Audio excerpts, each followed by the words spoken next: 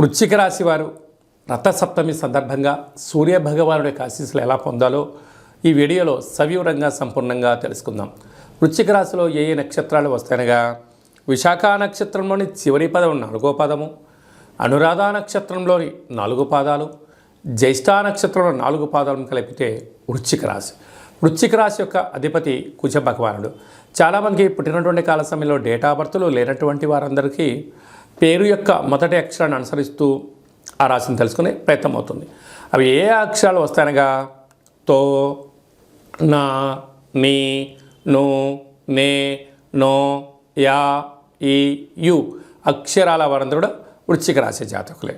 వీరికి సూర్యభగవానుడి యొక్క ఆశీస్సులు పొందగలగాలి, చాలా అవసరం. ఎందుకనగా ఒకవైపు అర్ధాష్టమ శని, అర్ధాష్టమ రవి కనుక ఆరోగ్యం అనేటువంటిది ప్రధానమైనటువంటి మనిషి యొక్క జీవన విధానంలో వీరికి ముఖ్యమైనటువంటి పరిస్థితి. అందరికన్నా వృశ్చిక రాశి వారికి అధికంగా కావాలి. ఎందుకనగా అర్ధాష్టమ శని కారణం చేత ఇప్పటికే ఏడాది నుంచి అనేక రకాలమైనటువంటి సమస్యలతో, వ్యాధులతో, శత్రులతో శతమతమవుతున్నారు. కనుక ఇలాంటి కాల సమయంలో ప్రతిరోజు నడక, వ్యాయామం, సూర్య ఆసనాలు, సూర్య నమస్కారాలు, సూర్య ఉపాసన, సంపూర్ణమైనటువంటి శ్వేతార్క గణపతి స్వామివారి యొక్క ఆశీస్సులతో పాటు నిత్యము నవగ్రహాలలో సూర్యభగవానునికి తెల్లటి పుష్పాల చేత కానీ ఎర్రటి పుష్పాల చేత కానీ అర్చన చేయడం వలన మనశ్శాంతి, శత్రువులు ఉండరని చెప్పి గమనించాలి. వీలైనంత వరకు ఒక మాసం వరకు మౌనం, ధ్యానం, ఆవేశానికి దూరంగా ఉండడం, ఆహ్లాదకరంగా ఉండడము, భగవంతుడి యొక్క సేవా రంగంలో మీరు కాలం గడపగలిగితే మీకన్నా అదృష్టవంతులు ఎవరు లేరు అని చెప్పి గమనించగలగాలి.